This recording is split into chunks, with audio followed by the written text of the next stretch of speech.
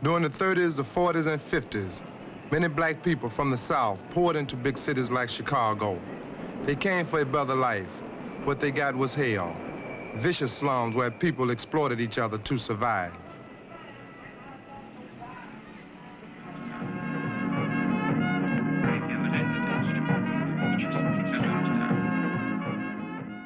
Chicago's modern history of gang violence goes back as far as the 1960s.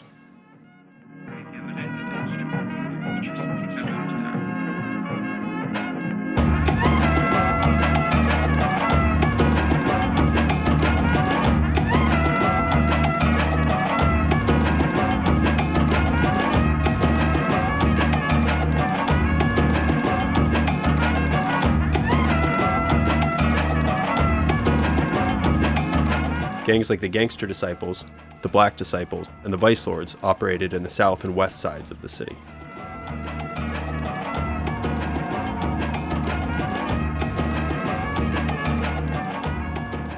These gangs operated with a corporate-like hierarchy and what gang members called structure.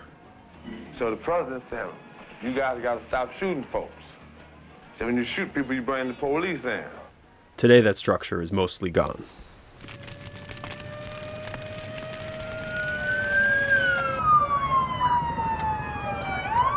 It used to be structured. It used to be? Yeah, it used to be. It's all everybody for self now.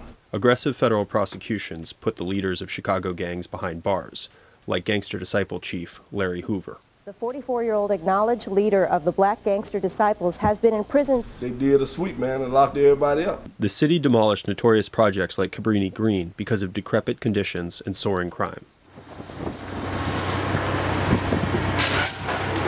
The crackdown on organized crime and the demolishing of public housing splintered and scattered the gangs across the city.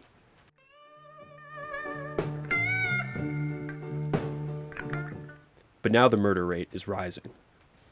The national murder rate is still historically low, but it's projected to increase by 13% this year. Chicago is expected to account for almost half that increase, according to the Brennan Center. By the end of November, the city had more than 700 murders, for the first time since 1998. They killing senselessly, 50 and 60 years because somebody stepped on your gym shoe and all that. It's nonsense. Teens kill each other over Twitter wars and petty comments left on Instagram. Told me not to talk to strangers. The carnage has earned the city a grim nickname, Chirac. Welcome to Chirac. No doubt, let's get that white. You know, Chi-Town, man, y'all know what it is, man.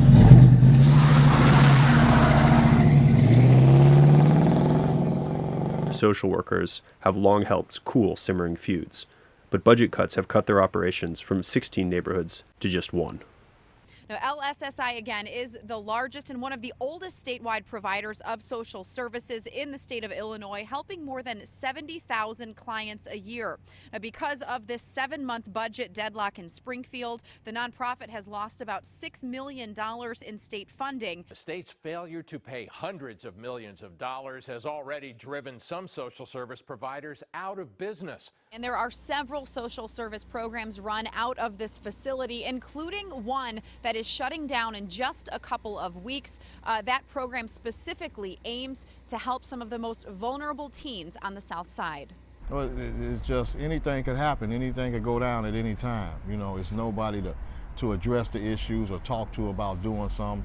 If they feel like doing something or somebody's on social media disrespecting them or saying something to them, they'll retaliate or whatever, you know, put something back on Facebook that enhances the situation, the whole community come involved, and then you just got shooters that's just going out there randomly shooting.